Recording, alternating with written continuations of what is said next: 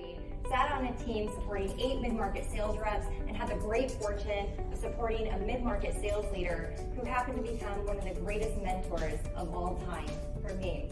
2 years as a sales admin, I learned what it took to build the infrastructure for a high-performing sales team. I understood how salespeople operate, how they work. And salespeople are very strange human beings, and they need a lot of extra love and attention. And some of them are motivated differently. Some of them show up and behave differently, people. And I saw my mentor, my manager, build the #1 team in the country. And it wasn't accidental. He was purposeful every single day. And I noticed that he always focused on infrastructure. We had high-performing systems and processes. I also watched him from his hiring strategy, what it takes to find high-performing salespeople. And not every salesperson is the right fit for every type of sales role. How often do we find a mismatch that people are brought in that better serve clients ongoing, but they're in a hunter's role and they don't like prospecting? And lastly, he drove profitable revenue growth because he was in the field with this team all the time.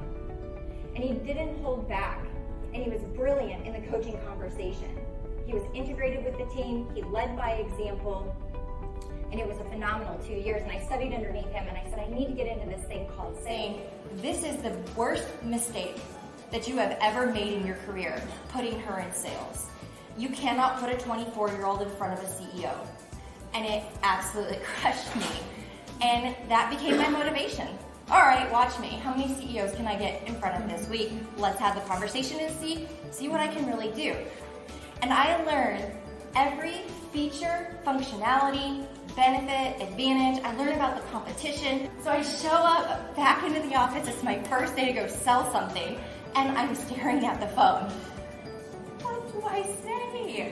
Holy cow, right? I'm sweating, I'm panicking, I can't do this. 2 years as an administrative professional, I then at that moment realized it was a lot easier to hide behind a desk than to do this out front. So I go back into that manager's office and I say, how do I do this? Help me. I don't have the confidence. I don't know what to say to these people. I don't want to sound like I'm selling them something. And so he told me at that moment, here's how I'm going to have you overcome this fear. I want you to call 10 of our existing customers. Well, fast forward, it took 30 days. I became the #1 rep in my division, and I withheld that through my tenure. I sold millions in revenue. My first year in sales, I sold more than #2 and 3 combined.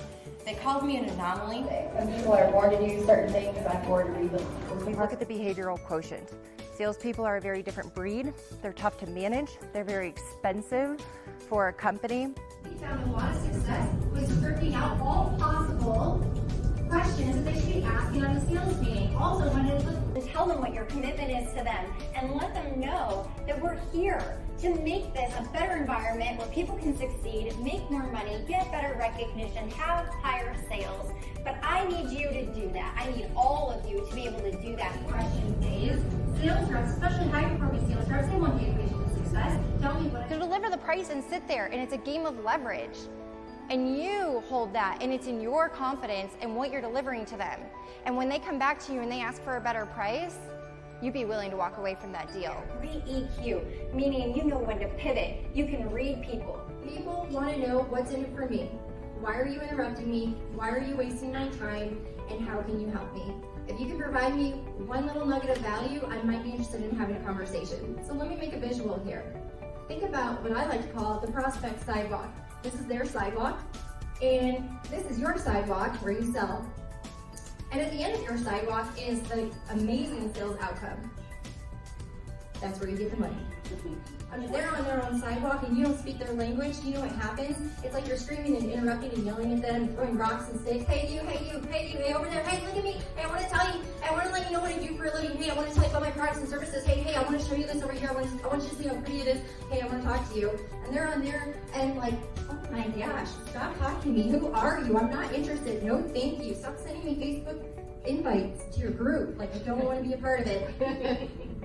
The prospect, you never welcome them into the conversation. Excuse me, do they have a problem that you can solve?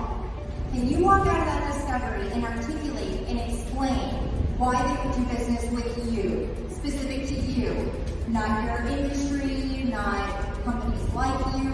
You specifically, what do you bring to the table that solves their problem? What problem are you solving? Number 2 is understanding how much that problem is costing them and what your quantifiable ROI is. Money creates emotion within people. And when you're at that closing table and they're concerned about price, they will be when you help them do the math, and you do the math with them, and they understand what the problem is costing them today.